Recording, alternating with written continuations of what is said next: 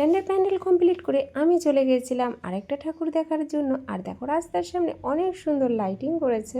কেটে একটু ছোট করে দেখিয়ে দিই, তাড়াতাড়ি করে প্যান্ডেলের সামনে চলে যাই। আর আমি চলে এসেছি প্যান্ডেলের সামনে। আর কত সুন্দর করেছে প্যান্ডেলটা তৈরি করেছে, না দেখলে হয়তো মিস করতাম। তাই এইগুলো আমি দেখছি। কিন্তু পুজো কমপ্লিট হয়ে যাওয়ার দুদিন বাদে আমি কোনো সাজগোজ করিনি, কোনো রেডি হইনি, তার মধ্যে চলে এসেছি। আমি গেছিলাম বাগনাপাড়া, সেখানে আমার মা অসুস্থ, তাকে একটু দেখে ফেরার পথে বললাম চলো প্যান্ডেলগুলো একটু দেখে আসি।